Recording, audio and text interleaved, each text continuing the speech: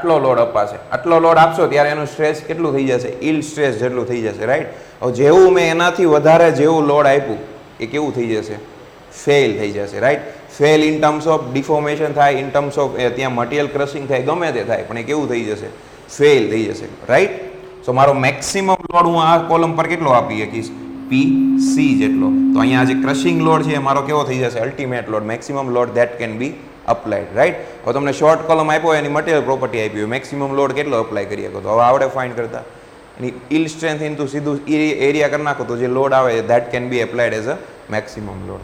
Now sigma is a allowable stress on the column. અહીંયા આપણે શું લીધું, ઈલ્ડ લીધો. હવે એકચ્યુઅલમાં શું આવે, ઈલ્ડ ડિવાઈડ બાય આપણે શું કરતા હોઈએ છીએ, factor of safety into area, right. કેમ કે આપણને આપણી જ બધી ટેકનિક્સ ઉપર ભરોસો નથી હોતો એટલે આપણે સીધું શું કરીએ, સાઇડ લાઇન થવા ટુ ફેક્ટર ઓફ સેફ્ટી મૂકી દઈએ, રાઈટ. તો ઈલ્ડ ડિવાઈડ બાય એટલે આ શું થઈ જશે, અલોએબલ સ્ટ્રેસ સી. અહીંયા હવે પાછું આની અંદર તો હવે આપણો જે લોડ આવ્યો ને એની અંદર બી ફેક્ટર ઓફ સેફ્ટી મૂકેલો હોય એટલે એનો જે ક્રશિંગ લોડ ડિવાઈડ બાય શું કરેલું હોય, ફેક્ટર ઓફ સેફ્ટી. મેં તમને કીધું હતું સ્ટ્રેસમાં આપણે ફેક્ટર ઓફ સેફ્ટી મૂકીએ, એનાથી લોડ ફાઇન્ડ કરીએ.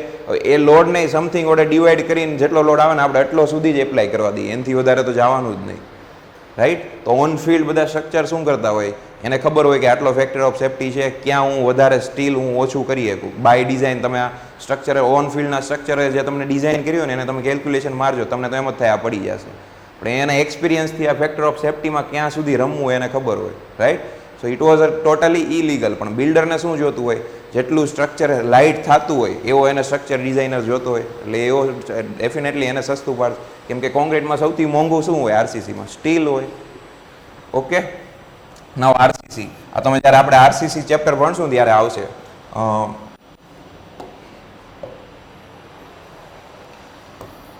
આરસીસીનો સપોઝ કે આ એક કોલમ છે તો એ શેનો બનેલો હોય, એક તો કોન્ક્રીટનો બનેલો હોય અને એક તો શેનો બનેલો હોય, સ્ટીલનો બનેલો હોય, રાઈટ.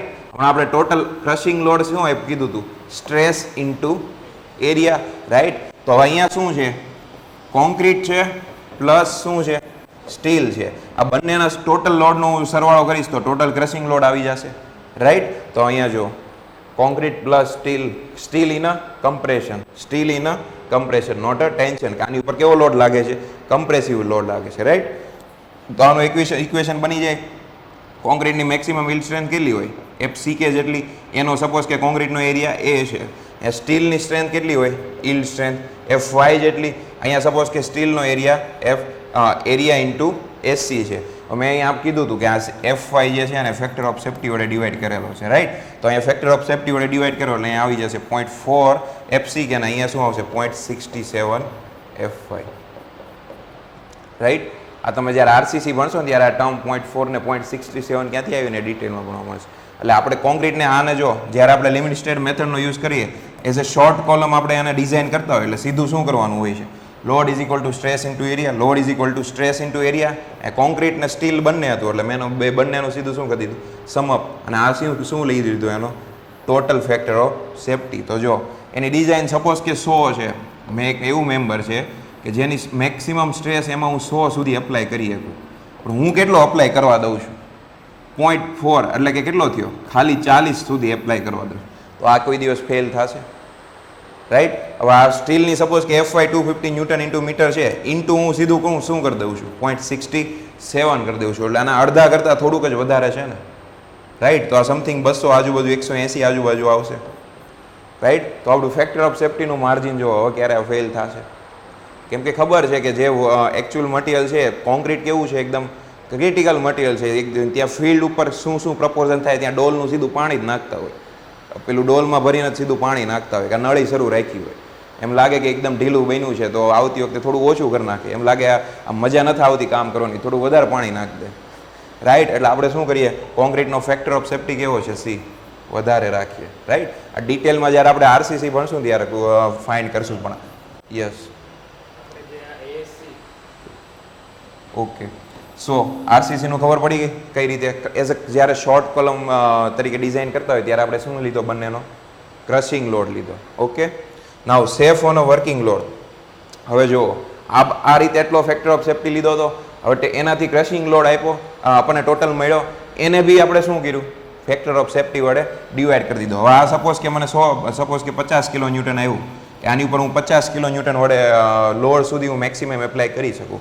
હવે એને તમે દોઢ વડે સપોઝ કે ભાંગી નાખો, તો સપોઝ કે આની વેલ્યુ જેટલી આવતી હોય, હું માની લઉં છું કે 30 આવતી હોય, એટલે આ એકચ્યુઅલમાં જે 100 હતું એનું 40 કરી નાખ્યું હતું, સપોઝ અહીંયા આન્સર આવ્યો 50 આવ્યો, એને આપણે ફેક્ટર ઓફ સેફ્ટી વડે ડિવાઈડ કરી દીધું, રાઈટ.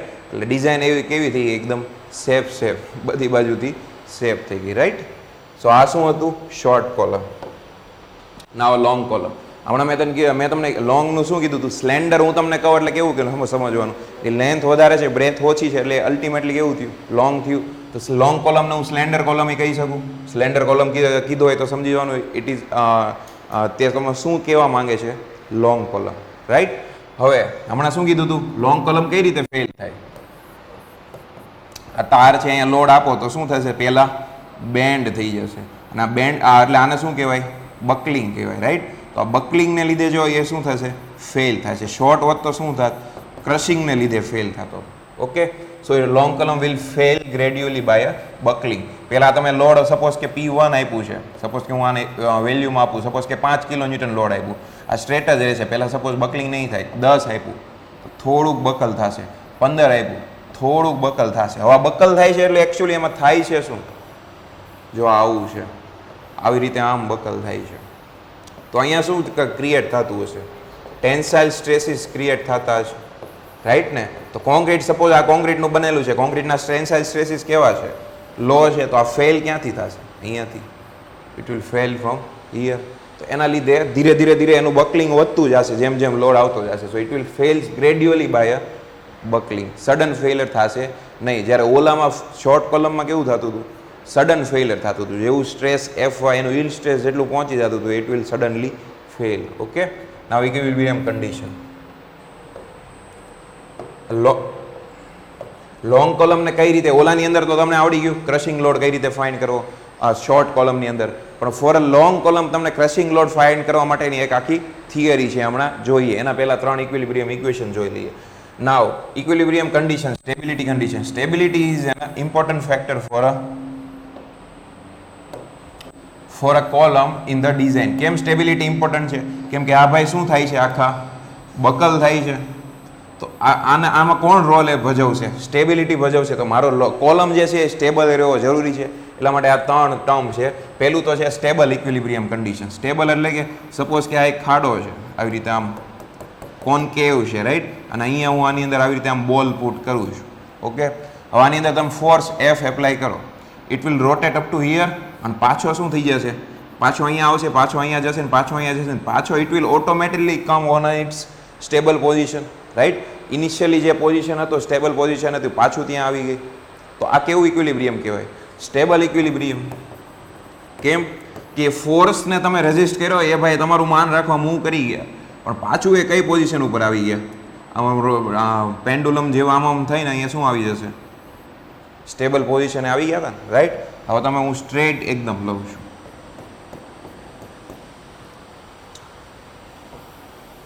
અગેન હું જે હમણાં બોલ લીધો તો એ બોલ છે, આની ઉપર હું F ફોર્સ એપ્લાય કરું તો શું થશે? F ફોર્સ એપ્લાય કરવાનું સામે કોઈ રેઝિસ્ટન્સ છે નહીં. તો મેં તમને સ્ટાર્ટિંગથી કહું છું, તો આ ભાઈ શું કરી જશે? મૂવ કરીને અહીંયા આવી જશે, અને જ્યારે એનું આ મોમેન્ટમ ઘટી જાય, શું કામ ઘટતું હોય? અહીંયા સાથે સાથે ફ્રિક્શન લાગતા હોય ને, રાઈટ. આ સ્પેસમાં તો નથી કે જાયા કરે. ઓકે, તો આ ફ્રિક્શનને લીધે સમથિંગ ડિસ્ટન્સ ડિસ્પ્લેસમેન્ટ કરીને અહીંયા ઊભો રહી જશે, રાઈટ. તો અહીંયા પાછો હવે કેવો થઈ ગયો? સ્ટેબલ થઈ ગયો. અહીંયા પહેલાં કેવો હતો? સ્ટેબલ, પણ ડિસ્પ્લેસ થઈને થયો. એટલે આ કેવી પોઝિશન કહેવાય? ઇક્વિલિબ્રિયમ કહેવાય, ન્યુટ્રલ ઇક્વેશન કહેવાય. નથી એની જગ્યાએ જતો, નથી દૂર જઈ જતો. તમે જેટલો ફોર્સ લગાવો ને એટલો જ દૂર જાય છે, રાઈટ. એ વધારે પોતાના ઓલાથી મોમેન્ટમ લેતો નથી. તો આ કેવું થયું? ન્યુટ્રલ ઇક્વિલિબ્રિયમ ઇક્વેશન કન્ડિશન થયું, રાઈટ. હવે અનસ્ટેબલ. આવી રીતે કોન્વેક્સ છે, અને અહીંયા હું બોલ પુટ કરું છું. અને તમે જરીક આમ ઉંગલી કરો, જરીક એવો નાનો એવો ફોર્સ લગાવો. સપોઝ કે આ જરીક એવો અહીંયા મૂવ થઈને તમારા ફોર્સથી એટલું ડિસ્પ્લેસ થવું જોઈતું હતું, પણ જેવું આ ફોર્સ અહીંયા ડિસ્પ્લેસ થયું ને અહીંયા આવ્યું, હવે અહીંયા સ્ટેબલ કે ન્યુટ્રલ કે કશું રહી એક છે? આ ભાઈ શું થઈ જશે? સીધા મૂવ થઈ જશે. તો આ કેવી કન્ડિશન કહેવાય? અનસ્ટેબલ ઇક્વિલિબ્રિયમ કન્ડિશન કહેવાય. આનું એક્ઝામ્પલ શું? સપોઝ કે એક હિંજ છે આવી રીતે અને અહીંયા મેં હિંજ મૂકી છે, તો આ કેવું થયું? અનસ્ટેબલ થયું. એનું સપોઝ કે વેઇટને લીધે અહીંયા જે આ હિંજ ફ્રિક્શન આપતી હોય એટલી ઊભી રહે છે, બરોબર, ઇન નેચરલ. એકચ્યુઅલમાં તો આપણે આ ફ્રિક્શન એ ઝીરો લઈએ છીએ, આ ઊભી જ ના રહે. સપોઝ જરીક એવો લોડ લગાવો તો આ સીધો અહીંયા આવી જશે, આવી રીતે આમ મૂવ થઈ જશે, રાઈટ. તો આને કેવી કહેવાય આપણે? અનસ્ટેબલ. શું કામ? હવે આપણે જ્યારે સ્ટ્રક્ચર ભણશું ત્યારે આને આપણે વેલ્યુથી ફાઇન્ડ કરીશું કે અહીંયા બે જ રિએક્શન આવે, ટોટલ ઇક્વિલિબ્રિયમ ઇક્વેશન 3, રિએક્શન ખાલી 2 જ આવે છે, તો અનસ્ટેબલ. આપણે એવી રીતે નક્કી કરશું. પણ આ બાય વિઝ્યુઅલી જોવો તો આ કેવું છે? અનસ્ટેબલ છે. તો એવી રીતે આ કેવું થશે? Unstable equilibrium condition. Got it? હવે આપણે લોડના ટર્મ્સમાં આ વસ્તુને જોઈએ. આ બધું આપણે શું કામ ભણ્યા? હવે જો આ મારો કોલમ છે, આની ઉપર મેં લોડ P લગાવ્યો. આનો ક્રશિંગ લોડ સપોઝ કે PC છે. હવે ક્રશિંગ લોડ હું કહું તો સમજ પડે કે ઈ લોડની જ્યારે વેલ્યુ આવશે ત્યારે એમાં શું થઈ જશે? જસ્ટ એની પછી ક્રશિંગ ફેલિયર થઈ જશે, રાઈટ. હવે એના કરતાં સપોઝ કે મારા P નું વેલ્યુ ઓછું છે, આ સપોઝ કે 50 કિલો ન્યૂટન છે, તો અત્યારે હું ખાલી 10 કિલો ન્યૂટનનો જ ફોર્સ લગાવું છું. તો હું 10 પછી હું 12 કરીશ, 13 કરીશ, એને કાંઈ ફરક પડશે? તો એ કેવું ઇક્વિલિબ્રિયમ કહેવાય? સ્ટેબલ ઇક્વિલિબ્રિયમ કહેવાય, રાઈટ. એને કોઈ ફરક પડે છે? હવે બીજી કન્ડિશનમાં આ જે મારો લોડ છે અહીંયા મેં 10 જ હતો ને, એને હું વધારતો 50 કિલો ન્યૂટન સુધી લઈ ગયો. તો એટ ધીસ પોઈન્ટ આને કોઈ વાંધો નથી, પણ 50થી જમે જેવું 51 કરશો તો એ કેવું થઈ જશે? ફેલ થઈ જશે, રાઈટ. તો તમે જેટલો જે લોડ લગાવો છો એના કારણે એ ફેલ થાય છે. તો આ એટ ધીસ કન્ડિશનમાં કેવું છે? ન્યુટ્રલ છે, રાઈટ. આ ન્યુટ્રલ ઇક્વિલિબ્રિયમ ઇક્વેશનમાં છે. હવે unstable equilibrium equation. Unstable actually field પર પોસિબલ છે. હું PC કરતાં વધારે કોઈ દિવસ લગાવી શકું? ન લગાવી શકું. શું કામ? કે જ્યારે આનું વધારતો જાય છે, આનું જેની જે ક્રશિંગ સ્ટ્રેન્થ જેટલો જે લોડ હશે, ક્રશિંગ લોડ એટલો જ્યારે આવશે ત્યારે તો શું થઈ જશે? ફેલ થઈ જશે. હવે ફેલ થઈ ગયેલા ઓલા ઉપર હું વધારે લોડ લગાવી શકીશ? એના ઉપર એનાથી વધારે લોડ લગાવી શકીશ? કેમ કે હું જ્યારે 50 કિલો ન્યૂટન જ પહોંચે ત્યારે જ ફેલ થઈ જશે. તો unstable equilibrium condition in field ક્યારે પોસિબલ ખરી? આ P greater than PC in field ક્યારે પોસિબલ ખરી? નહીં. So this condition is not possible in any member. Stable equilibrium is the best condition for a design. શું કામ best? કેમ કે મારે કેવું રહેવું છે? સેફ સાઈડ રહેવું છે. એની સ્ટ્રેન્થ 50 છે, હું 10 સુધી જ લોડ એપ્લાય કરવા દઈશ. હવે ભલે ને ક્યારેક કોઈક બીજા તમારા મહેમાન આવ્યા ને તમે 15 કિલો ન્યૂટન સુધીનો લોડ લાગ્યો, મને કોઈ પ્રોબ્લેમ થશે નહીં, કેમ કે મારી લિમિટ ક્યાં છે? 50 સુધી છે. 50 સુધી મને કોઈ પ્રોબ્લેમ થાય એમ નથી, રાઈટ. તો હું ડિઝાઇન કોને અકોર્ડિંગ કરીશ? સ્ટેબલ. ધેટ મીન્સ મારો જે એપ્લાઇડ લોડ હશે PC કરતાં, એની જે ક્રશિંગ સ્ટ્રેન્થ કરતાં, ક્રશિંગ લોડ કરતાં ઓલવેઝ કેવો હશે? ઓછો હશે. Okay, now this are the some of the assumptions. અત્યાર સુધી શું લાગતું હતું? એકદમ વર્ટિકલ લોડ લાગતો હતો. હવે સપોઝ કે આવી રીતે ઇન્ક્લાઇન લોડ લગાવ્યો, સપોઝ કે આ મેં તમને ફર્સ્ટ ચેપ્ટરમાં એક્ઝામ્પલ આપ્યું હતું, આ રીતે આ વર્ટિકલ હતો ને, સપોઝ કે મેં ઇન્ક્લાઇન લોડ લગાવ્યો, તો આના લીધે શું થશે? આ હોરિઝોન્ટલી મૂવ કરશે ને વર્ટિકલ. ધેટ મીન્સ અહીંયા બે ફોર્સ આના લાગતા હશે. આને સોલ્વ કરીએ કંઈ, એક તો આ P cos થીટા ને એક તો P sin થીટા. જો આ થીટા હોય તો, રાઈટ. તો કોઈ બી ઇન્ક્લાઇન લોડ હોય, સપોઝ કે આણે આ થીટા લીધો છે, તો આ P cos theta, P sin theta. So P cos theta શું કરશે? બકલિંગ ક્રિએટ કરશે. આ ભાઈ શું ક્રિએટ કરશે? બકલિંગ ક્રિએટ કરશે. પણ P sin થીટા શું કરશે? બેન્ડિંગ ક્રિએટ કરશે. બંનેમાં ફરક શું? બેન્ડિંગ કેમ થાય create? It will create like this. આવી રીતે આવશે એકચ્યુઅલી.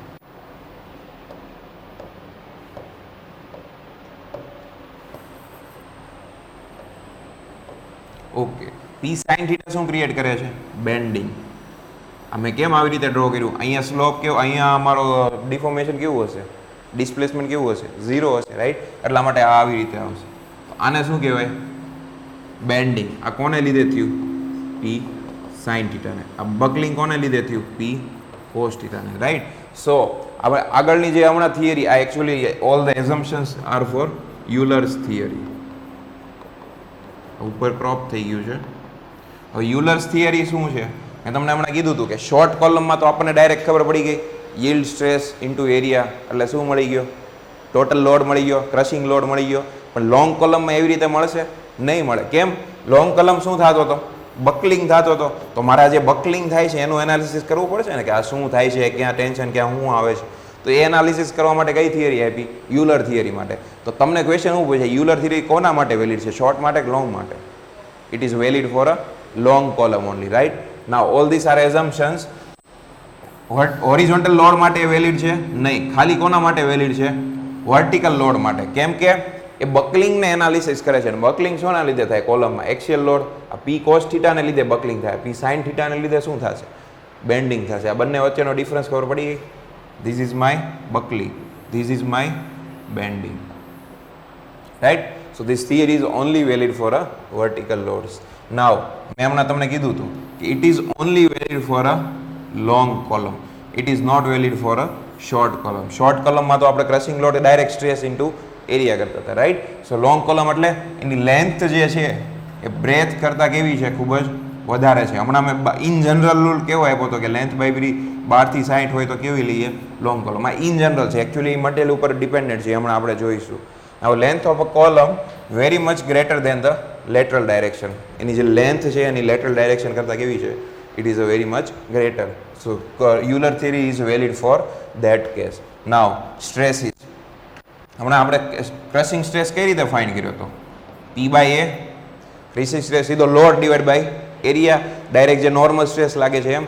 પણ બકલિંગ થાય છે ત્યારે શું થાય છે? જો આ વસ્તુ આખું આવી રીતે આમ બેન્ડ થાય છે, અને ઈચ સેક્શન જે આ પેરેલલ હતા એ આવી રીતે થઈ ગયા,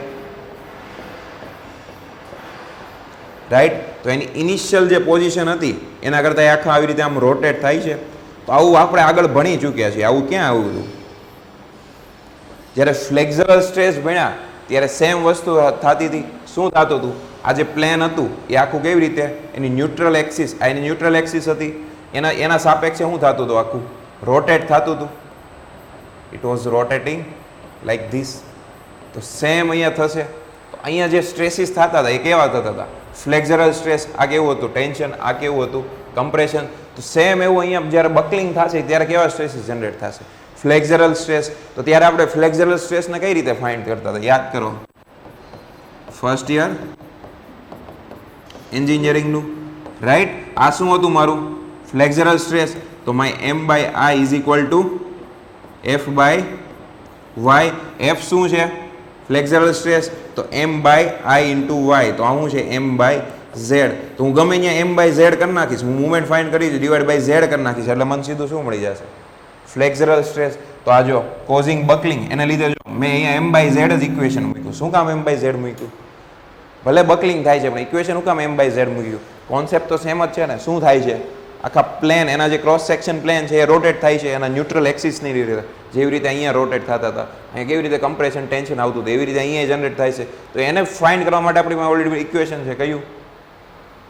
એમ by I is equal to F by Y is equal to E by R. તો એનો યુઝ કરીને અહીંયા સીધું હું ફ્લેક્ઝરલ સ્ટ્રેસ હું ફાઇન્ડ કરી લઈશ? એમ બાય ઝેડ ફાઇન્ડ કરી લઈશ, રાઈટ? તો મને નોર્મલ સ્ટ્રેસ ને ફ્લેક્ઝરલ સ્ટ્રેસ બંને મળી જશે.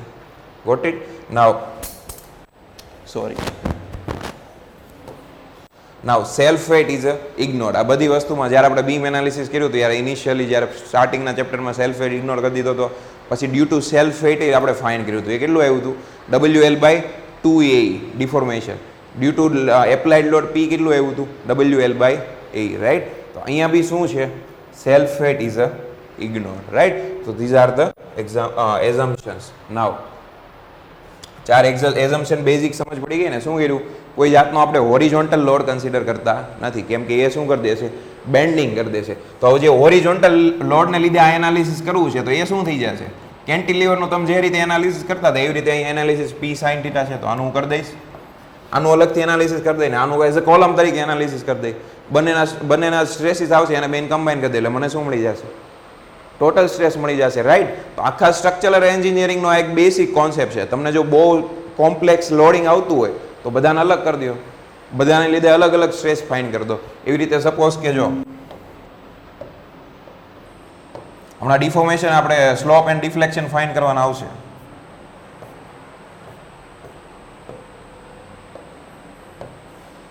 સપોઝ કે આ મારો ફિક્સ બીમ છે, અહીંયા હું એક લોડ P ફાઇન્ડ લગાડેલો છે, અહીંયા એક મુવમેન્ટ M લગાવી છે. હવે આના લીધે મારે અહીંયા કેટલું ડિફ્લેક્શન છે એ મારે ફાઇન્ડ કરવું છે, રાઈટ? તો હું શું કરીશ? પહેલાં એક ખાલી લોડ P લગાવીશ, એને લીધે જેટલું ડિફોર્મેશન થતું હશે એમાં યાદ કરેલું હશે ફિક્સ બીમમાં આટલું થતું હશે. પછી હું કરીશ ખાલી મુવમેન્ટ લગાવીશ, એને લીધે કેટલું થતું હશે એ મને ખબર છે. બંનેનો સીધું શું કરી દઈશ? સમ કરી દઈશ. રાઈટ. કોઈ બી કેસ કોઈ બી, કારણ કે હું હમણાં તમને આગળ જ્યારે સ્લોપ એન્ડ ડિફ્લેક્શન કરાવીશ ત્યારે બેસિક બધાના સ્લોપ અને ડિફ્લેક્શન યાદ કરાવી દે. કોમ્બિનેશન કરે તો શું કરી દેવાની, મેથડ ઓફ, આને શું કહેવાય, મેથડ ઓફ સુપર પોઝિશન કહેવાય. આ લોડનો મેં એનું શું કર્યું, આ મુવમેન્ટ આની ઉપર સુપર પોઝિશન કરી દીધી અને બેને અલગ અલગ કરીને સીધું શું કરી દીધું, કેલ્ક્યુલેશન કરી દીધું, રાઈટ. તો આ વેરી બેસિક કોન્સેપ્ટ છે કે હું બંનેને શું કરી શકું, અલગ અલગ એનાલિસિસ કરી શકું, right. Okay, now this is the Euler equation. અને યાદ રાખવું પડશે તમારે, યુલર ઇક્વેશન પ્રમાણે PE, the maximum load that can be applied, is equal to pi square EI divide by L square. Pi square EI by L square. Equation તમારે હંમેશા એવા હોય છે, મેં તમને કીધું એમ, એ તો તમારે ગોખવા જ પડે. એટલે જ મેં તમને કીધું હતું કે પેલી GKP કે મેડિસિન કોઈ બી એક હેન્ડબુક લેવાની, એની અંદરના બધા ઇક્વેશન, સારા સારા પોઈન્ટ બધું નોટ કરી દેવાનું. જ્યારે એક્ઝામની આગળ 2 દિવસ જ્યારે રિવાઇઝ કરવાનું હોય ત્યારે સીધું શું થાય, એ જ રિવાઇઝ કરવું પડે. તમારે કોન્સેપ્ટ રિવાઇઝ કરવા જરૂર હોતી નથી. જે વસ્તુ આવી બધી યાદ રાખી હોય એને રિવાઇઝ કરવી પડે. એટલે એ બધું એક જગ્યાએ શું થઈ જાય, આખું કમ્પાઇલ થઈ જાય. Got it? So now Euler equation શું છે, pi square EI by L square. હવે આમાં E શું છે, પાઈ સ્ક્વેર તો પાઈ સ્ક્વેર પાઈ ટર્મ છે. E શું છે, modulus of elasticity E, Young modulus. I શું છે, મુમેન્ટ ઓફ ઇનર્શિયા. અને L શું છે, લેન્થ. પણ કેવી લેન્થ આગળ આવશે, effective length of column.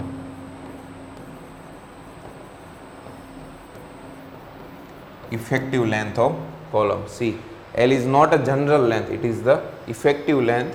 And effective length actually થાય શું, distance between two successive zero bending points. Now જ્યાં બેન્ડિંગ મુવમેન્ટ 0 આવતી હોય સક્સેસિવલી, સપોઝ કે હું બે ફિક્સ, આને હું આવી રીતે ડ્રો કરું છું, તો આ કઈ રીતે ડિફ્લેક્ટ થશે, આવી રીતે ડિફ્લેક્ટ થશે. હવે બેન્ડિંગ મુવમેન્ટ 0 આવતી હોય ને, ક્યાં આવતી હોય, કાં તો પોઈન્ટ ઓફ કોન્ટ્રાફ્લેક્સરે આવતી હોય ને, કાં પોઈન્ટ ઓફ ઇન્ફ્લેક્શને આવતી હોય. તો પોઈન્ટ ઓફ કોન્ટ્રાફ્લેક્સર એકચ્યુઅલી થતું હતું શું, જો ની બેન્ડિંગ મુવમેન્ટ પ્લસમાંથી માઇનસ થઈ જતી હતી, પ્લસમાંથી માઇનસ થઈ જતી હતી. મતલબ હોગિંગમાંથી શું થતું હતું, સેગિંગમાંથી શું થતું હતું, હોગિંગ થતું હતું, રાઈટ. એટલે આનો જ્યારે અહીંયા ગ્રાફ હશે, એ આમ હોગિંગમાંથી સેગિંગ, કાં તો સેગિંગમાંથી, તમે જે રીતે સાઇન કન્વેન્શન લીધી હોય, રાઈટ. મતલબમાં એનો જે ડિફ્લેક્શન હતું એ ચેન્જ થતું હતું. અહીંયા ડિફ્લેક્શન ક્યાં ચેન્જ થાય છે, જરીક નોટ કરો તો જો આ કેવું છે, હોગિંગ. ઓકે, આ કેવું છે, સેગિંગ. આ પાછું કેવું છે, અપવર્ડ ડાયરેક્શનમાં, તો કેવું, આને હોગિંગ. Got it? તો અહીંયા ને અહીંયા ચેન્જ થયા, તો આના પોઈન્ટ ઓફ કોન્ટ્રાફ્લેક્સર ક્યાં ક્યાં હશે, અહીંયા ને અહીંયા. તો કોઈ બી બીમ આપે તમને just by visually point of contraflexure find કરતા આવડે. જો આમ કોમ્પ્લેક્સ લોડિંગ ના હોય તો ખાલી સપોઝ કે P લોડ જ લાગતો હોય તો એનું ખાલી શું જોઈ લેવાનું, આને કેવો કહું કહેવાય, ઇલાસ્ટિક કહું. એનું જ્યાં ખાલી આ ડિફ્લેક્શન જોઈ લેવાનું. તો એના જ્યાં જ્યાં કોન્વેક્સમાંથી કન્કેવ થતું હોય, કાં તો કન્વેક્સમાંથી કોન્કેવમાંથી કોન્વેક્સ થતું હોય, એ બધા પોઈન્ટ કેવા હોય, પોઈન્ટ ઓફ કોન્ટ્રાફ્લેક્સર. કેમ કે એ પોઝિટિવ બેન્ડિંગ મુવમેન્ટમાંથી નેગેટિવ ને નેગેટિવમાંથી શું થતી હોય, પાછી પોઝિટિવ થતી હોય, રાઈટ. તો આવા બે પોઈન્ટ વચ્ચેનું ડિસ્ટન્સ, સક્સેસિવ પોઈન્ટ, આ બે વચ્ચેનું ડિસ્ટન્સ, આ જ શું છે, મારી ઇફેક્ટિવ લેન્થ. કેમ કે આ જે આ સેન્ટર પોઈન્ટ જે છે ને, આટલો જ ભાગ એઝ મારો કમ્પ્રેસિવ લોડનું હું જ્યાં લગાવીશ ને ત્યારે કોલમ તરીકે એક્ટ કરશે. એટલા માટે અહીંયા લેન્થ મેં શું લીધી, ખાલી ઇફેક્ટિવ લેન્થ. ઇફેક્ટિવ લેન્થ હવે શું હતી, સમજાઈ ગયું. બે સક્સેસિવ પોઈન્ટ ઓફ કોન્ટ્રાફ્લેક્સર, એટલે કે જ્યાં બેન્ડિંગ મુવમેન્ટ કેવી થતી હોય, 0 થતી હોય, એવા સક્સેસિવ બે પોઈન્ટ વચ્ચેનું અંતર, રાઈટ. તો અહીંયા L લેન્થ ઓફ કોલમ છે નહીં. અને L ને ઓલવેઝ કઈ રીતે યાદ રાખવાની, L is equal to effective length of column. Got it? અને I તો સિમ્પલી શું છે, મુમેન્ટ ઓફ ઇનર્શિયા. હવે આના ટર્મમાં જો મુમેન્ટ ઓફ ઇનર્શિયા આવી, આની તમે એકચ્યુઅલી આપણે સાબિતી કરવાની જરૂર નથી, પણ મુમેન્ટ ઓફ ઇનર્શિયા શું કામ આવી, જ્યારે આપણે બીમ આખો બેન્ડ થતો હતો,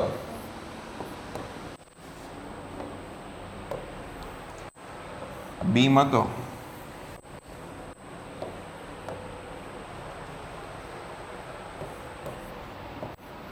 આ શું હતી, એની ન્યુટ્રલ પ્લેન અને લોંગિટ્યુડનલ એક્સિસ, ને આ બધી કેવી હતી, આમ પરપેન્ડિક્યુલર ન્યુટ્રલ એક્સિસ, રાઈટ. આ સપોઝ કે આવી રીતે આખો રેક્ટેન્ગ્યુલર સેક્શન છે, આનું ક્રોસ સેક્શન અહીંયા દોરું છું પ્લેનમાં, અને આને આ સાઈડનો વ્યૂ છે, રાઈટ. આ શું છે, એનું ક્રોસ સેક્શન છે. આ કેવી છે, એની ન્યુટ્રલ એક્સિસ છે. તો આ શું થતું હતું, બેન્ડ થતું હતું, રાઈટ.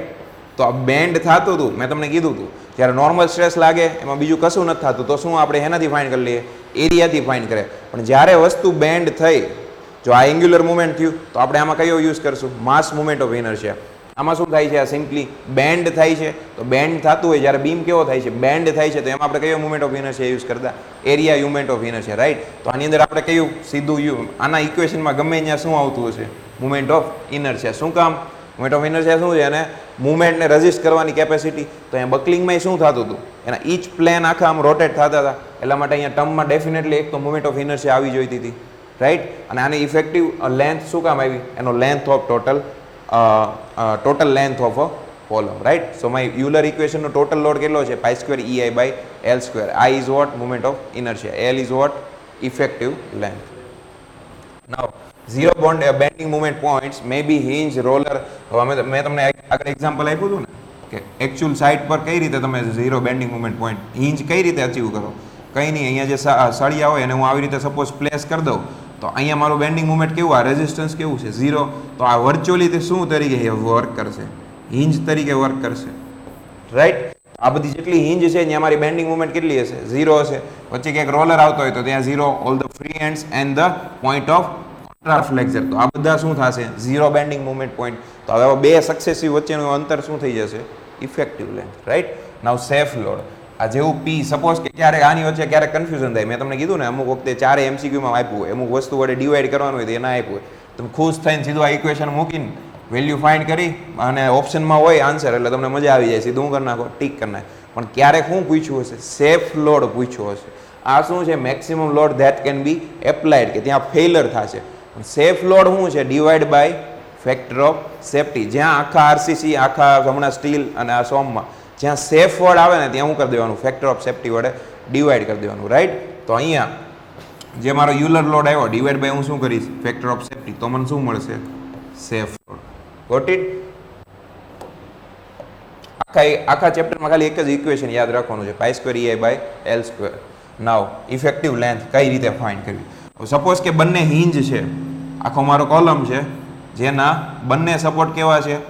હિન્જ છે. તો આમાં ઝીરો બેન્ડિંગ મુવમેન્ટ ક્યાં થશે? આ બંને હિન્જ પર મારી બેન્ડિંગ મુવમેન્ટ કેવી હશે? ઝીરો. આની બેન્ડિંગ મુવમેન્ટ કેવી હશે? ઝીરો. સપોઝ કે આનો લોડ આપો તો આ કઈ રીતે ડિફ્લેક્ટ થશે? It will buckle like this, right? તો આની અંદર ક્યાંય કન્વેક્સ કે કન્વેક્સનું કન્વેક્સ થાય છે? નહીં. તો મતલબમાં વચ્ચે ક્યાંય પોઈન્ટ ઓફ કોન્ટ્રાફ્લેક્સર છે? નહીં. તો સક્સેસિવ બે બેન્ડિંગ મુવમેન્ટ ઝીરો વચ્ચેનું ડિસ્ટન્સ કેટલું છે? L. તો આની જે ટોટલ લેન્થ ઓફ કોલમ જે છે એ જ મારી શું થશે? Effective length in case of hinge. જો બંને જોઈન્ટ જો મારા હિન્જ છે તો total length of column is equal to effective length, right? હવે એક ફિક્સ છે ને એક હિન્જ છે. My one support is a fix, second support is a hinge, right? હવે આની અંદર જો બેન્ડિંગ મુવમેન્ટ સપોર્ટમાં ક્યાં ઝીરો થાય છે? અહીંયા બેન્ડિંગ મુવમેન્ટ ઝીરો છે, અહીંયા ઝીરો થશે નહીં, રાઈટ? હવે આનું જ્યારે ડિફ્લેક્શન થાય અહીંયા સ્લોપ મારો કેવો મેન્ટેન કરવાનો? ઝીરો મેન્ટેન કરવાનો. તો it should be like this. તો અહીંયા જો કન્કેવમાંથી કન્વેક્સ થઈ ગયું તો આ શું થઈ ગયું? પોઈન્ટ ઓફ કોન્ટ્રાફ્લેક્સર થઈ ગયું, રાઈટ? તો જો એક ફિક્સ છે અને એક હિન્જ છે તો મારો આ ડિસ્ટન્સ જો આ કેટલું થશે? આ તમારે યાદ રાખવાનું છે. Total length of column suppose કે L છે તો L by √2, right? L by 2 suppose કે યાદ ઘણી વખત ભૂલાઈ જાય તો L બાય 2 શું થશે? એનું હાફ થશે. એના કરતાં આ કેવું છે? થોડુંક વધારે છે એટલે 2 કરતાં તો થોડુંક ઓછું વડે ડિવાઈડ કરી દેવું પડે. એટલે મેં શેના વડે ડિવાઈડ કરી દીધેલું છે? √2 વડે. જે ઇન કેસ એક્ઝામમાં ભૂલાઈ જાય તોની વસ્તુ છે, રાઈટ? જો એક ફિક્સ છે એક હિન્જ છે તો એની ઇફેક્ટિવ લેન્થ કેટલી થશે? L બાય √2 જેટલી થશે. ઓકે? નાવ બંને ફિક્સ છે તો આનું હમણાં મેં કીધું તો આના પોઈન્ટ ઓફ કોન્ટ્રાફ્લેક્સર ક્યાં આવતા હતા? અહીંયા અને અહીંયા. તો આ એની લેન્થ કેટલી થશે? Total L by 2. જો બંને ફિક્સ સપોર્ટ છે તો એની ઇફેક્ટિવ લેન્થ કેટલી થશે? L બાય 2 જેટલી. અને એક ફિક્સ છે અને એક ફ્રી એન્ડ છે. This is free and. તો અહીંયા મારી બેન્ડિંગ મુવમેન્ટ ક્યાં થશે? ઝીરો થશે. હવે આની ઉપર લોડ એપ્લાય કરો. આમથી હું લોડ એપ્લાય કરું છું સો it will band like this. કે કોન્કેવનું કન્વેક્સનું કોન્કેવ થાય છે? નથી થતું. હવે અહીંયા મારે બીજું એવું પોઈન્ટ ક્યાંથી કયો ફાઇન્ડ કરો કે જ્યાં બેન્ડિંગ મુવમેન્ટ ઝીરો હોય? તો મેં શું કરી દીધું? આની રેપ્લિકા લઈ લીધી. ક્યાં? અહીંયા. હવે અહીંયા તમે ફાઇન્ડ કરો. અહીંયા બેન્ડિંગ મુવમેન્ટ ફ્રી એન્ડ છે કેટલું થશે? 0 થશે. તો એક ફિક્સ છે અને એક ફ્રી છે, તો આની ટોટલ લેન્થ ઇફેક્ટિવ લેન્થ કેટલી આવશે? 2L. આ 2L ની અંદર લેન્થમાં ક્યારેય એનું પોસિબલ ખરું નહીં. એક ફિક્સ છે અને એક ફ્રી છે, તો તે બે સક્સેસફુલ બેન્ડિંગ મોમેન્ટ 0 વચ્ચેનું ડિસ્ટન્સ કેટલું આવ્યું? 2L આવ્યું, રાઈટ. તો એક જો બંને હિંજ હોય તો L ટોટલ જે એની લેન્થ છે જેની શું થઈ જશે? Effective length. એક ફિક્સ છે અને એક હિંજ છે તો L/√2. બંને કેવા છે? ફિક્સ છે. બંને ફિક્સ હતા તો L/2. અને એક ફિક્સ છે ને એક કેવું છે? હિંજ છે તો L2L.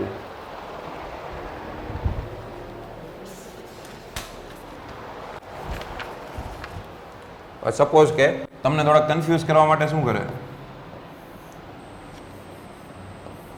અહીંયા હિંજ હતો ને એની સાથે શું આપી દીધી? એક સ્પ્રિંગ આપી દીધી, રાઈટ. તો મારો જો હવે આ સપોર્ટને સમજો, અહીંયા ખાલી હિંજ સપોર્ટ હોય તો એ શું કરશે? બે રિએક્શન આપશે, વર્ટિકલ અને હોરિઝોન્ટલ. હવે મેં આની સાથે અહીંયા એક સ્પ્રિંગ મૂકી દીધી, આની સાથે એક સ્પ્રિંગ કનેક્ટ કરી દીધી. તો સ્પ્રિંગ શું રેઝિસ્ટ કરે? મુવમેન્ટ રેઝિસ્ટ કરશે, રાઈટ. સ્પ્રિંગ શું રેઝિસ્ટ કરશે? મુવમેન્ટ રેઝિસ્ટ કરશે, મુવમેન્ટ થવા દેશે નહીં. પણ જો એની કોના પર ડિપેન્ડ કરે? એની સ્ટીફનેસ કે ઉપર. જો એની સ્ટીફનેસ ઓછી હશે તો એ ઓછી મુવમેન્ટ રેઝિસ્ટ કરશે. જો એની સ્ટીફનેસ એકદમ સ્ટીફ હશે, હું કમ્પ્લીટલી જેટલી મુવમેન્ટ આવે એટલી રેઝિસ્ટ કરી દઈશ, એનું કમ્પ્લીટલી સ્ટીફ કરી દઈશ, તો આ શું થશે? એ એઝ અ ફિક્સ સપોર્ટ તરીકે વર્ક કરશે. જો એની સ્ટીફનેસ હું 0 કરી દઈશ તો આ શું થશે? એઝ અ હિંજ સપોર્ટ તરીકે વર્ક કરશે. Got it? જ્યારે તમને સપોર્ટમાં સ્પ્રિંગ આપ્યું હોય તો એનો મતલબ શું થયો? એ શું કરશે? મુવમેન્ટ રેઝિસ્ટ કરશે. કેટલી? એની જેટલી સ્ટીફનેસ હશે. સ્ટીફનેસ એટલે જેટલું વધારે સ્ટીફ હશે, એની સ્ટીફનેસની વેલ્યુ જેટલી વધારે હશે એટલે શું કરશે? પર યુનિટ ડિફોર્મેશન હશે એટલે વધારે શું આપશે? રેઝિસ્ટન્સ આપશે. અહીંયા મુવમેન્ટ આપે છે તો શું આપશે?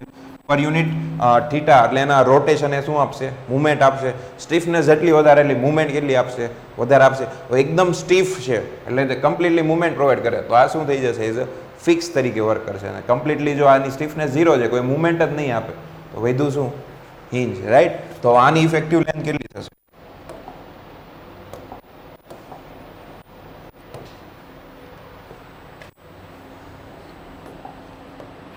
ઓકે, શું હતું? એક ફિક્સ અને બીજો hinge with spring. Okay, suppose આની ઇફેક્ટિવ લેન્થ LE છે તો શું થશે? સપોઝ કે આની સ્ટીફનેસ 0 છે, કે કેવી છે? 0 છે, તો આ કઈ રીતે તરીકે વર્ક કરવાનું હતું? As a hinge support. તો એક ફિક્સ અને એક હિંજ હતું તો શું આવતું હતું એની વેલ્યુ? ઇફેક્ટિવ લેન્થની વેલ્યુ L/√2, રાઈટ. હવે મેક્સિમમ સાઈડ જુઓ, આની સ્ટીફનેસ કેવી હશે? મેક્સિમમ હશે, તો આ શું થશે? એઝ અ ફિક્સ સપોર્ટ તરીકે વર્ક કરશે. તો બંને ફિક્સ છે તો શું આવશે? L/2. તો તમને આવો એક્ઝામ્પલ આપ્યો હોય ત્યારે આ ગોખવાની જરૂર પડે. જ્યારે સ્પ્રિંગ આપ્યું હોય ત્યારે એની સ્ટીફનેસ ઇફેક્ટિવ લેન્થ કેટલી થશે? હિંજ અને ફિક્સની બંનેની વચ્ચે જેટલું. Got it? હવે સપોઝ કે બંને સ્પ્રિંગ હોય,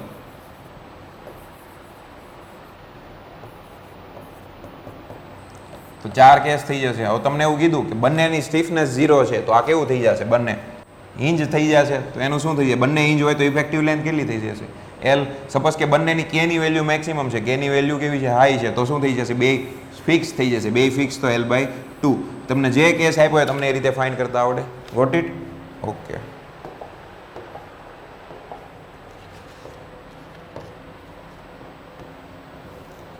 સપોઝ કે તમને સેકન્ડરી બીમ સાથે મૂકી દીધો વચ્ચે, આખો મારો શું હતો?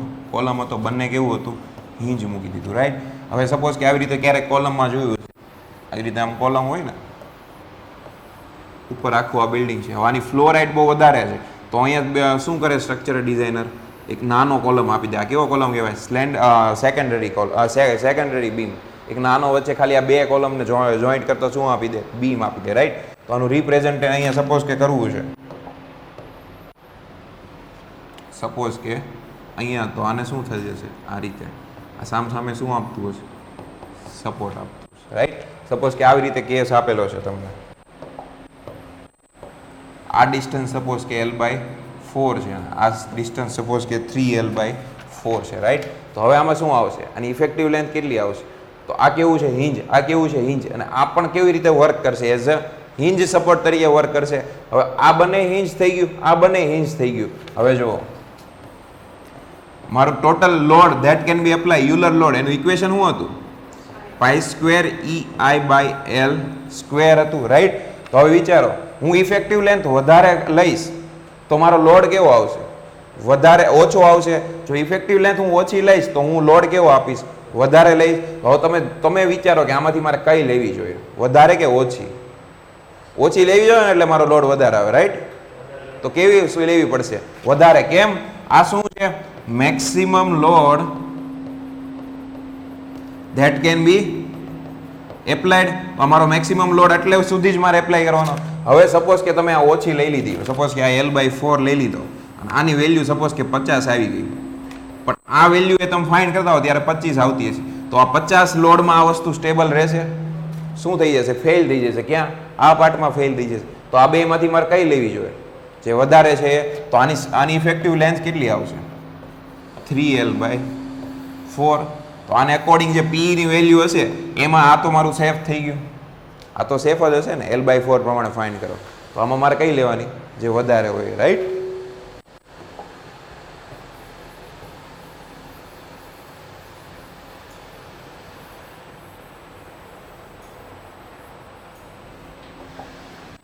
ઇફેક્ટિવ લેન્થ કેટલી આવી? 3L/4. સેમ આવું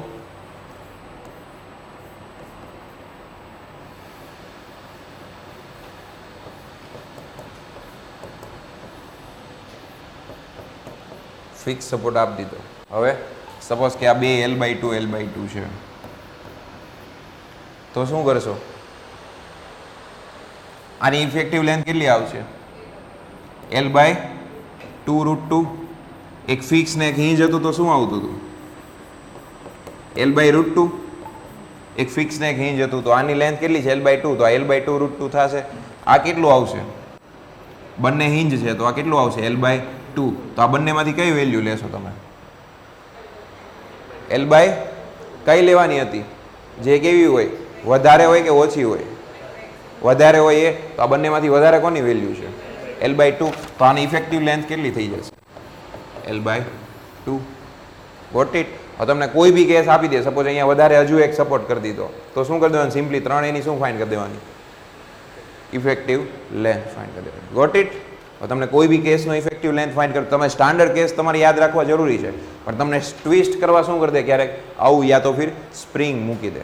તો એનું જે જસ્ટ કોન્સેપ્ટ સમજાઈ ગયું એનું શું કરવાનું એ કેસમાં.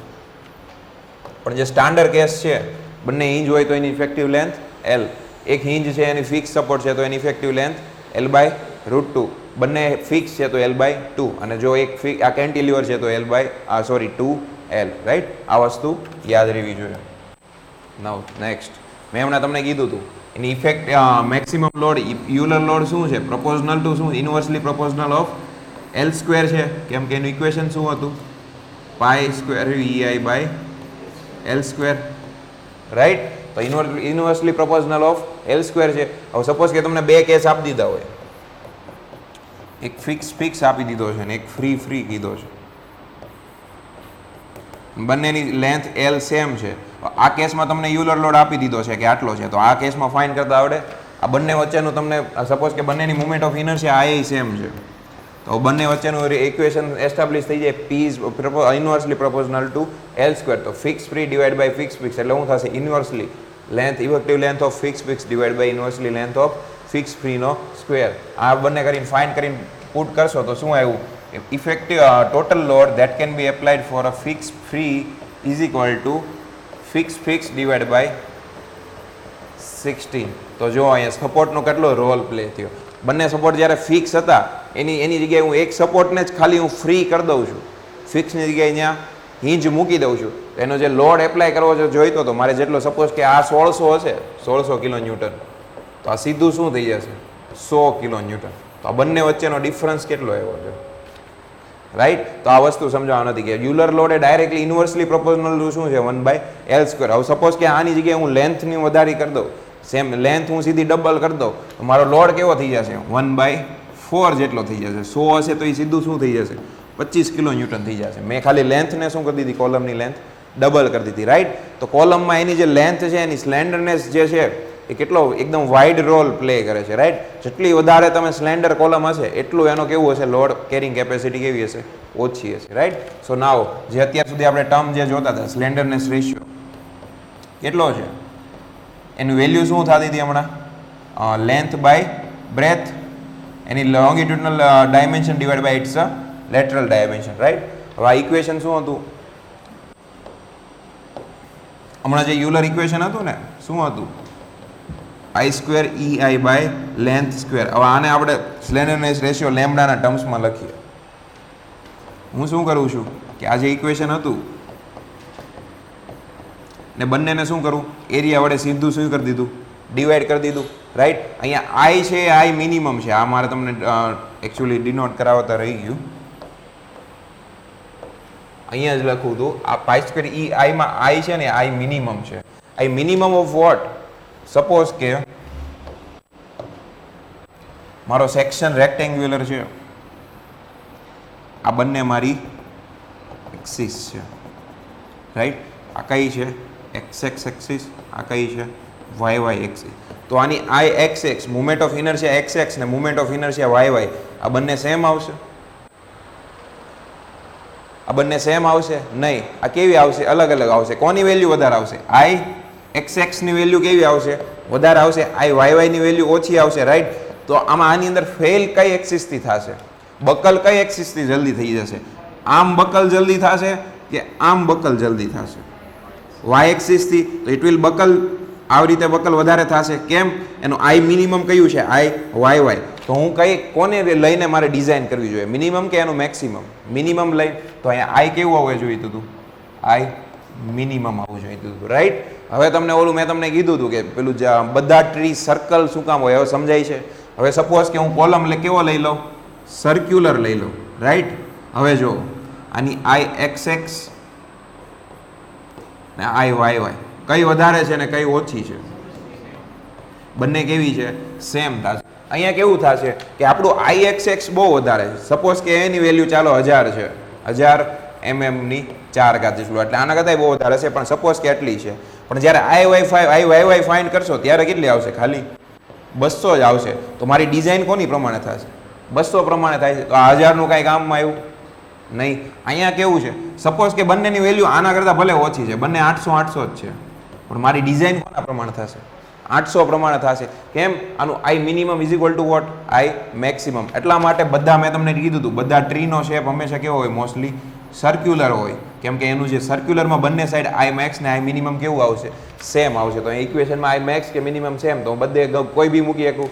તો આ 800 પ્રમાણે હું ડિઝાઇન કરીશ. આમાં કોના પ્રમાણે કરવું પડતું હતું, 200 વેલ્યુ પ્રમાણે, આઈ વાય વાય પ્રમાણે. Got it. તો અહીંયા શું આવશે, pi square E I by L square. I કેવું, મિનિમમ. બંનેને મેં શું કરી દીધું, લેન્થ વડે ડિવાઈડ કરી દીધું. તો આ મારો શું થઈ ગયો, યુલર સ્ટ્રેસ સિગ્મા ઈ.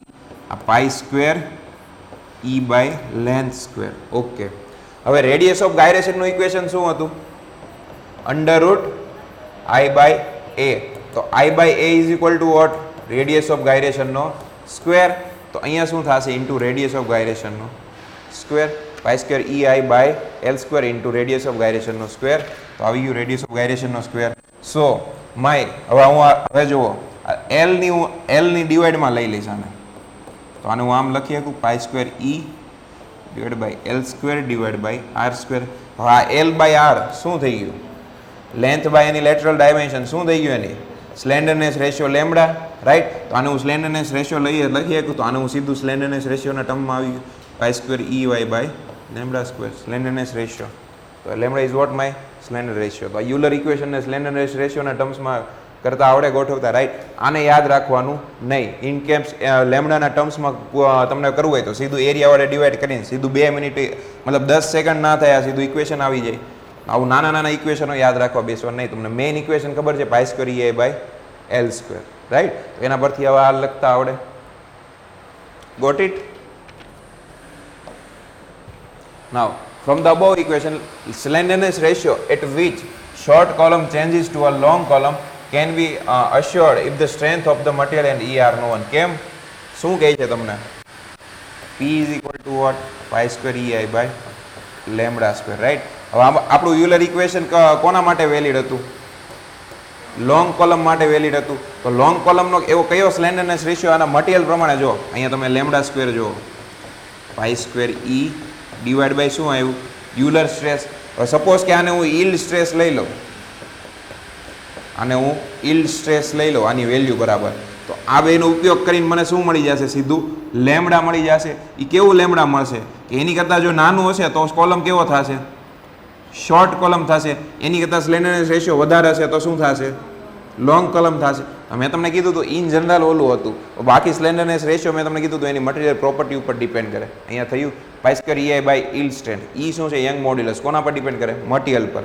ઈલ્ડ સ્ટ્રેસ કોના પર ડિપેન્ડ કરે? મટીરિયલ પર. હવે તમને ખાલી એમ કહે કે કોન્ક્રીટનો કોલમ છે તો હવે તમને આ એનું લેમ્ડા સીધું મળી જાય. કોન્ક્રીટનું ઈ ખબર હોય ને કોન્ક્રીટનો ઈલ્ડ સ્ટ્રેસ ખબર હોય તો, રાઈટ? તો સી ફોર અ માઇલ્ડ સ્ટ્રેસનો માઇલ્ડ સ્ટીલનો ઈલ્ડ સ્ટ્રેસ કેટલો હોય? FY 250 mega pascal, right? હવે એનું ઈની વેલ્યુ કેટલી હોય? 2 × 10⁵ મેગા પાસ્કલ, રાઈટ? આ બંનેનો યુઝ કરીને હું લેમ્ડા ફાઇન્ડ કરી શકું. મારું sigma E square is equal to શું હતું? Pi square E divide by lambda square. So slenderness રેશિયોનો square is equal to pi square into E divide by sigma E square. આ બંને અહીંયા વેલ્યુ પુટ કરજો તો તમને લેમ્ડાની વેલ્યુ મળી જશે. કેટલી? 88 મળી જશે. આનો મતલબ કે શું થયો? અપ ટુ જ્યારે સ્લેન્ડરનેસ રેશિયો 88 હશે, મારો કોલમ કઈ રીતે વર્ક કરશે? શોર્ટ કોલમ તરીકે. કોણ? ક્યારે? જો એ કોન્ક્રીટનો બનેલો હોય તો, રાઈટ? જેવું 88 કરતાં વધી ગયું તો કેવું થઈ જશે? લોંગ કોલમ થઈ જશે. હવે આ જાણવું શું કામ જરૂરી હતું? તમને શું પૂછે કે કોન્ક્રીટનો બનેલા કોલમ માટે યુલર થિયરી કેટલા સ્લેન્ડરનેસ રેશિયો સુધી વેલિડ છે? કેટલા સુધી? 88 સુધી. કેમ? યુલર થિયરી કોની માટે વેલિડ હતી? લોંગ કોલમ માટે વેલિડ હતી. તો સ્લેન્ડરનેસ રેશિયો આના કરતાં વધારે હશે તો જ મારી કઈ થિયરી યુઝ થશે? Euler theory. એટલે તમને યુલરે એવું કીધું કે સ્લેન્ડરનેસ રેશિયો 10 કરતાં વધુ હોય તો જ યુઝ કરવાનું. કેમ કે એનો સ્લેન્ડરનેસ રેશિયો કોના પર ડિપેન્ડ હતો? મટીરિયલ ઉપર ડિપેન્ડ કરતો. જેમ તમારે જે મટીરિયલ યુઝ કરો એનું ખાલી હું ફાઇન્ડ કરી લ્યો? સ્લેન્ડરનેસ રેશિયો ફાઇન્ડ કરો. તો અહીંયા જુઓ, જેવું લેમ્ડા એનું 88 કરતાં વધારે હશે કેવો થશે? Long column. તો જ Euler theory will be valid. એ જો 88 અથવા 88 કરતાં ઓછા. કેમ 88 વેલ્યુ અહીંયા ઇન્ક્લુડ કરી? આપણે 88 વેલ્યુ કોના માટે ફાઇન્ડ કરી? ઈલ્ડ સ્ટ્રેસ માટે ફાઇન્ડ કરી ને. ઈલ્ડ સ્ટ્રેસ શેમાં આવતો હતો? ઈલ્ડ સ્ટ્રેસ શેમાં આપણે યુઝ કરતા હતા? શોર્ટ કોલમમાં. તો તો 88 વેલ્યુ શેમાં જાતી હશે? શોર્ટ કોલમમાં જાતી હશે, રાઈટ? તો 88 અથવા 88 કરતાં ઓછો હોય તો એ કઈ રીતે વર્ક કરશે? Short column. એની કરતાં જ્યારે વધુ જશે ત્યારે કઈ યુઝ કરશે? લોંગ કોલમ તરીકે યુઝ થશે. સોરી, સ્ટીલ માટે, નોટ અ કોન્ક્રીટ. હવે કોન્ક્રીટ માટે જોઈએ. ફોર અ કોન્ક્રીટનો ઈલ્ડ સ્ટ્રેસ કઈ રીતે નક્કી કરો તમે? FCK.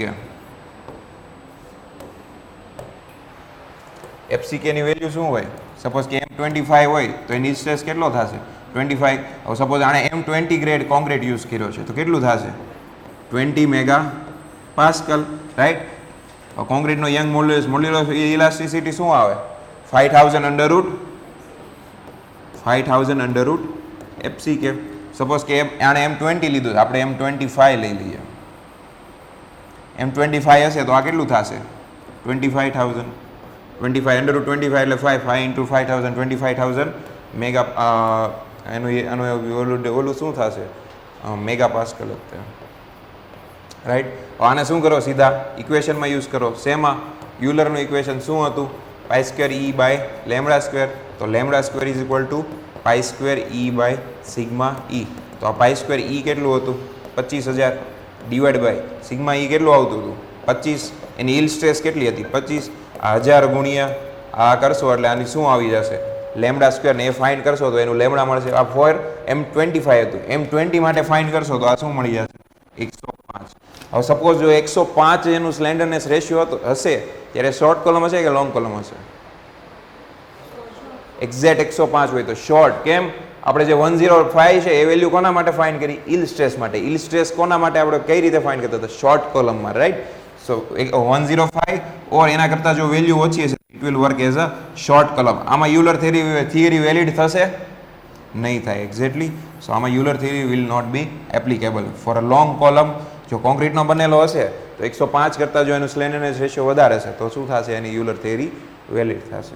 કોઈ બી મટીરિયલની તમને બે ટર્મ્સ બે વેલ્યુ આપી હશે, સીધું પૂછ્યું હશે કે કેટલા સ્લેન્ડરનેસ રેશિયો માટે વેલિડ છે, you can find now. Got it? Now failure envelope. હવે જો આ શું છે? Slenderness ratio versus failure load જે હતો આપણે maximum load that can be apply, એના વચ્ચેનો શું બનેલો છે? ગ્રાફ બનાવેલો છે. Lambda versus Euler load. Short column માટે યુલર થિયરી વેલિડ હતી નહીં. શોર્ટ કલમ માટે આપણે શું કરતા? P by A is equal to stress, તો સ્ટ્રેસ ઇન્ટુ એરિયા કરીને સીધું P ફાઇન્ડ કરી દેતા, રાઈટ? તો એનો મતલબ શું થયો કે આ લેમ્બડા સપોઝ વધતો ગયો, સપોઝ આ M20 ગ્રેડ માટેનું છે, તો 105 આ કેવું થશે? શોર્ટમાંથી કેવું થઈ જશે? લોંગ થઈ જશે. હમણાં આપણે વેલ્યુ ફાઇન્ડ કરી, રાઈટ? તો અપ ટુ 105 એનો ક્રશિંગ સ્ટ્રેન્થ શું આવતી હતી? એની yield stress into area, right? તો કોઈ બી સપોઝ કે કોન્ક્રીટનો બનેલો છે તો એની ઇલ્ડ સ્ટ્રેસ કોન્સ્ટન્ટ છે, એનો સેક્શનનો એરિયા કોન્સ્ટન્ટ છે. હવે આનું જે લેમ્બડા વધારતા એનો આ જે ક્રશિંગ લોડ છે એના પર કોઈ ઇફેક્ટ આવી ન આવી, તો આટલી વચ્ચે એનું વેલ્યુ કેવી હશે? કોન્સ્ટન્ટ હશે. કેટલી? સપોઝ કે આની જે કાંઈ વેલ્યુ હશે એ કેવી હશે? કોન્સ્ટન્ટ હશે. એટલે લેમ્બડા આની વચ્ચે ગમે ત્યારે હશે. તમે જો આટલા સુધી લોડ અપ્લાય કર્યો તો મારો કોલમ કેવો થઈ જશે? શોર્ટ કલમ થઈ જશે. સપોઝ કે ચાલો હું એક્ઝામ્પલ આપું છું, આની વેલ્યુ 50 છે, મારું ક્રશિંગ સ્ટ્રેન્થ 50 આવતું હતું, તો તમે 50 સુધી લોડ એપ્લાય કર્યો તો મારો લોડ કેવો, કોલમ કેવો છે? સેફ છે. તો આ એરિયા કેવો થઈ ગયો? Safe short column. કોલમ કેવો છે? શોર્ટ, ને કેવો છે? સેફ. Got it? અને આની ઉપરનો કેવો છે? અનસેફ. એટલે હું ક્રિટિકલ લખી દઉં છું, ક્રિટિકલ કાં તો અનસેફ. Short column. સમજમાં આવી ગયું શું છે? રેડી? હવે લેમ્બડા વધ્યું. કોનું વધ્યું? આ જે લિમિટિંગ વેલ્યુ હતી 105 જે આપણે ફાઇન્ડ કરી હતું એના કરતાં પ્લસ થઈ. હવે કઈ થિયરી યુઝ થશે? ક્યાંથી આવી ગયો વાયરસ? ઓકે, હવે કઈ થિયરી યુઝ થશે? Euler theory. યુલર થિયરીમાં હમણાં આપણે ફાઇન્ડ કર્યું તો ડિવાઈડ બાય L સ્ક્વેર. આનું આપણે સોલ્વ કરીને ફાઇન્ડ કર્યું pi square E divide by lambda square, right? So now મારો લોડ છે is inversely proportional to what? Lambda square. Slenderness રેશિયોના સ્ક્વેરના ઇન્વર્સલી પ્રોપોર્શનલ છે. સ્ક્વેર છે એટલે વેરિએશન કેવું આવતું હશે? પેરાબોલા આવતું હશે. ઇન્વર્સલી છે એટલે જેમ જેમ લેમ્બડા વધતો જશે એમ P કેવું થઈ જશે? ઘટતું જશે, રાઈટ? જેમ જેમ લેમ્બડા વધે છે એમ P કેવું થઈ જશે? ઘટતું હશે. અને વેરિએશન કેવું હશે? પેરાબોલા. તો આ કેવું થઈ જશે? It will be like this. સમજાઈ ગયું ગ્રાફ શું છે? આ શું છે? લોંગ કોલમ છે. આ શેની વેલ્યુ મળી મને? P ની વેલ્યુ, યુલર લોડની વેલ્યુ, કે અહીંયા જો આટલો મારો સ્લેન્ડરનેસ રેશિયો છે તો આટલા સુધી જ લોડ એપ્લાય કરવાનો, આટલો મારો સ્લેન્ડરનેસ રેશિયો છે તો આટલા સુધી જ લોડ એપ્લાય કરવાનો. જો આટલા સુધી કરો તો આ કેવો થશે? Safe long column. આ શું થશે? Unsafe long column. સમજાઈ ગયો આ ગ્રાફ? આ જો આખું આ જો, સોરી, ઇન્વર્સલી પ્રોપોર્શનલ હશે તો શું બનશે? હાઇપરબોલિક. પણ આપણે તો ખાલી આ કર્વ જોવું તો આ કેવું બનશે? કર્વમાં રિલેશન આવશે, રાઈટ? તો આ કેવો થઈ ગયો? આ લિમિટિંગ સ્લેન્ડરનેસ રેશિયો. આની કરતાં નીચે હશે ત્યારે શોર્ટ, આની કરતાં આ સાઈડ હશે ત્યારે લોંગ. આ નીચેનો અપ ટુ ધીસ તમે એપ્લાય કરશો લોડ તો કેવું થઈ જશે? સેફ. આ કેવું થશે? અનસેફ. આ કેવું હશે? Safe long column. આ અનસેફ લોંગ કોલમ. આ સમજમાં આવી ગઈ આ graph? Now load carrying capacity of a short column remains the same up to limiting lambda. કેમ remain same કીધું? મેં તમને કીધું is equal to what? yield stress into area છે તો મટીરિયલ પ્રોપર્ટી છે, it will remain constant. એને તો લેમ્બડા કાંઈ લેવા દેવા છે નહીં, right? But four a long column as lambda increase, આ જેવું વધતું ગયું મારું P કેવું થતું જશે? ડિક્રીઝ થતું જશે. So short columns are always preferred. કેમ શોર્ટ કોલમ પ્રિફર્ડ થાય છે? કેમ કે એની જો લેમ્બડા તમે ગમે એ ચેન્જ કરો, એનું સ્લેન્ડરનેસ રેશિયો ગમે એમ ચેન્જ કરો, એની જે મેક્સિમમ લોડ કેરિંગ કેપેસિટી હતી એની ઉપર કોઈ ઇફેક્ટ આવી નહીં. અને એનું લોડ કેરિંગ કેપેસિટી કેવી હતી? બહુ વધારે હતી. જેમ જેમ લેમ્બડા થોડું કંઈ વધ્યું, આ કેવું થયું? સડનલી જો અહીંયા આટલું હતું, સી ધીસ ગ્રાફ, અહીંયા આટલું હતું. હવે મેં લેમ્બડા જરીક વધાર્યું, ખાલી થોડુંક જ વધાર્યું, તો શું થઈ ગયું? સડનલી ઘટી ગયું. કેટલું ઘટી ગયું? આટલી વેલ્યુ જેટલું એની વેલ્યુ ઘટી ગઈ. આટલું લેમ્બડા મેં ઘટાડ્યું, સીધું આ કેટલું? આટલું ઘટી ગયું. મતલબમાં લેમડા એટલે કે સ્લેન્ડરનેસ રેશિયો વધારો પ્રિફરેબલ નથી. કેવો રાખવાનો? ઓછો રાખવાનો. તો કયો કોલમ પ્રિફરેબલ છે? Short column. That okay. આ એકચ્યુઅલી જો એકદમ બેસિક કોન્સેપ્ટ છે, પણ આ જો ક્યાંક જોવામાં આવ્યો હોય ને તો ગઈ જીએસમાં સીધા તમને 10 માર્ક્સ અપાવે. આ ક્વેશ્ચન 10 માર્ક્સમાં પૂછાઈ ગયો હતો સ્પ્રિંગ વાળો. 10 યા તો આઈ થિંક 5 ના 10 માર્ક્સમાં જ હતો. તો આવી નાની નાની વસ્તુ જો બધા સબ્જેક્ટ ડીપલી ભણ્યા હોય ને તો ક્યાંક ને ક્યાંક વસ્તુ કામમાં આવી જાય. રાઈટ? આમાં શું છે? સિમ્પલ બેસિક વસ્તુ છે. Springs in a series. આ બધી સ્પ્રિંગ છે. આમ બે થિયરી છે. અત્યારે આપણે પહેલાં આવતું કે રેઝિસ્ટન્સ આપણે ઇલેક્ટ્રિક ઓલામાં ઈસીમાં ફર્સ્ટ યર, કેમ કે ફર્સ્ટ યર કેવું હતું એન્જિનિયરિંગનું રાઈટ? તો એની અંદર આપણે ઇલેક્ટ્રોનિક્સ ભણ્યા હતા, તો એની અંદર શું આવતું? રેઝિસ્ટન્સ આવતું. એવી રીતે જો સ્પ્રિંગ સિરીઝમાં હોય તો એની સ્ટીફનેસ વેલ્યુ કેવી થશે? Equivalent 1/K1 plus 1/K2 plus 1/K3 જેટલું. રેઝિસ્ટન્સમાં જે આવતું એના કરતાં, રજિસ્ટરમાં જે આવતું એની કરતાં ઉલટું આવશે. રાઈટ? પણ જ્યારે પેરેલલ હશે, એના સપોર્ટ અલગ અલગ, પણ કોઈ એક જોઈન્ટ કોઈ એક ઓબ્જેક્ટ એ ત્રણેય કેવી હશે? જોઈન્ટ હશે. ત્યારે એની ઇફેક્ટિવ સ્ટીફનેસ કેટલી થઈ જશે? સીધી ત્રણેયનો સરવાળો છે. What it? એકચ્યુઅલી એનું ડિફોર્મેશન આ બંનેમાં ત્રણેયમાં સેમ આવશે. એનું ઇક્વેશન, એનું વચ્ચેનું રિલેશન યુઝ કરીને આ ફાઇન્ડ કરેલું છે. રાઈટ? પણ તમને બેસિક ખાલી યાદ રાખો, જ્યારે સિરીઝ હશે ત્યારે કેવું હશે? ઇન્વર્સલી જેટલું હશે. 1 અહીંયા બી ઇન્વર્સ છે. આ પાછું ભૂલ ના કરતા. આમ K ઇઝ ઇક્વલ ટુ ના લખી નાખતા. This is also inversely proportional. Is equal to 1/K1 is equal to plus 1/K2 plus 1/K3. Right? If it is a parallel, then the total equivalent stiffness of the spring, this all the mechanism is equal to each spring ની જે stiffness છે એનો સીધો sum જેટલું. So equivalent stiffness K is summation of બધી spring નો stiffness નો સરવાળો. Got it?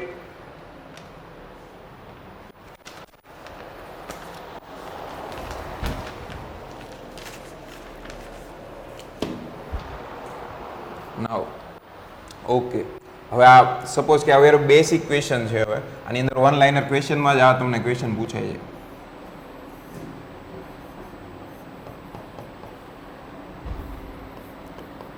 Okay. Load P છે, this length is L. અહીંયા અને અહીંયા સ્ટીફનેસ સ્પ્રિંગ મૂકેલી છે કે which has a stiffness K. Okay. હવે આનું મારું એનાલિસિસ કરવું છે. તો આના એનાલિસિસમાં શું કરવાનું કે એક તો ચાલો હવે સપોઝ કે આ અહીંયા હિંજ છે, સપોઝ કે આ કોલમ થોડો રોટેટ થયો, સપોઝ કે up to this point rotate થયો. હવે આ રોટેટ થયો એટલે આ સ્પ્રિંગ શું થઈ? પ્રેસ થઈ. સ્પ્રિંગ પ્રેસ થાય તો એ સામો કેવો ફોર્સ આપતો હોય? સામો રેઝિસ્ટન્સ ફોર્સ આપતી હોય ને, એને પ્રેસ થઈ જવું હોય નહીં, એ સામો રેઝિસ્ટન્સ ફોર્સ આપે એટલે આ સ્પ્રિંગ આના પર કેવો ફોર્સ આપશે? સમથિંગ F1 સપોઝ કે ફોર્સ લઈ લો કે F1 જેટલો ફોર્સ આપશે. રાઈટ? હવે આ પોઈન્ટ આમ ગયું તો આ સ્પ્રિંગ એને આમ ખેંચશે, કેમ કે એ સ્પ્રિંગ શું થઈ ગઈ? આખી સ્ટ્રેચ થઈ એટલે એ બી સામો રેઝિસ્ટન્સ આપશે. તો આના લીધે રેઝિસ્ટન્સ કેટલું આવશે? F2 જેટલું આવશે. રાઈટ? હવે સ્પ્રિંગનો ફોર્સ હોય, સપોઝ કે આ એક સ્પ્રિંગ છે. Is this colour is visible? No?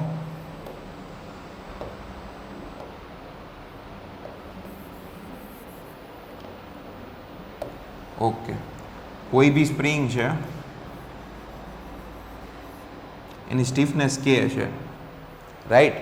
Suppose કે એને હું ડેલ્ટા જેટલું ખેંચું છું, અહીંયા સુધી મેં એને ખેંચી, તો એ કેટલું ફોર્સ ડેવલપ થશે એની અંદર?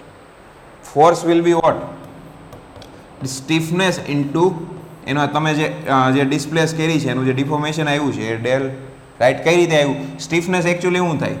Force per unit deformation. Stiffness is equal to what? Force per unit deformation. તો મારો કેટલો ફોર્સ રેઝિસ્ટ કરશે એ કઈ રીતે ફાઇન્ડ હશે? K into delta.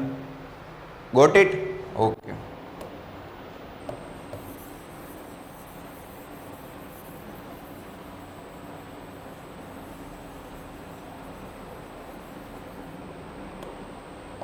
Okay. Suppose કે આવી રીતે બે સ્પ્રિંગ એકબીજાની પેરેલલ છે. રાઈટ? હવે આ પોઈન્ટ ત્યાંથી તો નહીં દેખાતું હોય ને, તમારે વિડીયો જોઈ લેજો. આ પોઈન્ટ સપોઝ કે ડેલ જેટલો ડિસ્પ્લેસ થયો. આ પોઈન્ટ અહીંયા આવી ગયો, તો આ જે સ્પ્રિંગ હતી એ ડેલ જેટલી શું થઈ, સ્ટ્રેચ થઈ, એટલે એને કઈ દિશામાં ફોર્સ લગાડ્યો, એને રેઝિસ્ટન્સ ફોર્સ એને ખેંચ્યો એટલે આ દિશામાં લગાડ્યો, કેટલો, F1 જેટલો. આ કેટલી થઈ, ડેલ જેટલી પ્રેસ થઈ, એટલે એને કેટલો ફોર્સ લગાવ્યો, સપોઝ કે F2. હવે બંનેની અંદર ડિફોર્મેશન કેવું આવ્યું, સેમ આવ્યું. હમણાં મારું ફોર્સ કેવું હતું, K ઇન્ટુ ડિફોર્મેશન જેટલું, ઓકે ને, ઓકે, K ઇન્ટુ ડિફોર્મેશન જેટલું. બંનેમાં ડિફોર્મેશન કેવું છે, જો સેમ છે. સપોઝ બંનેની સ્ટીફનેસ K છે તો મારું F1 ને F2 કેવું થઈ જશે, બંને સેમ થઈ જશે. બંનેની વેલ્યુ શું આવશે, K ઇન્ટુ ડિફોર્મેશન. બંનેની વેલ્યુ શું આવશે, K ઇન્ટુ ડિફોર્મેશન જેટલું. Got it? તો મારી બે સ્પ્રિંગ કે જે પેરેલલ છે, બંનેની સ્ટીફનેસ સેમ છે. આ બંનેનું જો અહીંયા મારું ડિસ્પ્લેસમેન્ટ ડેલ જેટલું જ થયું, તો બંનેનો ફોર્સની વેલ્યુ કેવી આવશે, સેમ આવશે. તો અહીંયામાં F1 should be is equal to what, F2. Got it? હવે આને મારે રિપ્રેઝન્ટ કરવું છે, આને હું અહીંયા રિપ્રેઝન્ટ કરું છું, તો આને હું આવી રીતે રિપ્રેઝન્ટ કરી શકું. આવી રીતે આ મારું, આવી રીતે હું સ્પ્રિંગને ઘડીક નથી ડ્રો કરતો.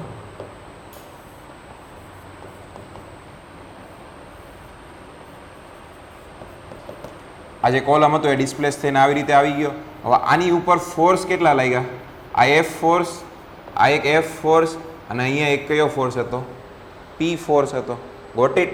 અહીંયા હવે આ કેવું છે, હિન્જ સપોર્ટ છે, તો અહીંયા મારી મુવમેન્ટ, સમેશન ઓફ મુવમેન્ટ કેવી આવશે, 0 આવશે. ત્યાં કોઈ સમેશન ઓફ મુવમેન્ટ, કાંઈ મુવમેન્ટ બચતી હશે એ ભાઈ કોઈ રેઝિસ્ટન્સ આપતું હશે, that's why summation of movement at this point કેટલી આવશે, 0 આવશે. ચાલો ફાઇન્ડ કરો. ધીસ P ઇન્ટુ ડિફોર્મેશન એ લઈ લઈએ, તો આ P ને લીધે અહીંયા મુવમેન્ટ કેટલી આવશે, P ઇન્ટુ E જેટલી આવશે. કઈ ડાયરેક્શનમાં આવે છે, ક્લોકવાઇઝ કે anti clockwise? It is anti clockwise, તો આને હું શું લઉં છું, માઇનસ. ઓકે, હવે આ બંનેને હું 2F લખી દઉં. 2F into parallel perpendicular distance કેટલું છે, L. કઈ ડાયરેક્શનમાં, ક્લોકવાઇઝ, તો 2F ઇન્ટુ L જે હશે તે, right. So my P into E is equal to what, 2 into F into L આવશે, રાઈટ. મારે ફાઇન્ડ શું કરવો હતો, P ફાઇન્ડ કરવો હતો, is equal to 2FL by E. હવે મારે હવે ફોર્સ નથી ખબર, પણ મને સ્ટીફનેસ ખબર છે, તો એને એના ટર્મ્સમાં લખી શકું. મેં તમને કીધું હતું force by deformation del is equal to શું હતું, સ્ટીફનેસ હતી. તો અહીંયા મારે ફોર્સ ઇઝ ઇક્વલ ટુ, અહીંયા મેં ડિફોર્મેશન E લીધું છે, તો K ઇન્ટુ E થશે. તો P is equal to what, 2KEL divide by E is equal to 2 into K into L. Got it? મારો આન્સર હું આવી ગયો, 2 ઇન્ટુ K ઇન્ટુ L જેટલો. ઓકે, હવે આને શું કર્યું હતું, આ બધી વસ્તુને એને શું કર્યું, થોડુંક ઇઝી કરી નાખ્યું. કઈ રીતે, મેં અહીંયા તમને કીધું આ બે સ્પ્રિંગ કેવી છે, પેરેલલ છે. જો બે સ્પ્રિંગ એકબીજાની પેરેલલ હોય તો ઇફેક્ટિવ સ્ટીફનેસ ક્યારે હમણાં શું લેતા હતા, K1 પ્લસ K2, તો K પ્લસ K, તો હું અહીંયા 2K ની ખાલી એક જ સ્પ્રિંગ લગાવી દઉં તો સીધો આન્સર મળી જશે, અહીંયા 2K, રાઈટ. હવે અહીંયા ફોર્સ આ F ને આવડો આ P, આ બંનેનો એનાલિસિસ કરો સીધો હમણાં.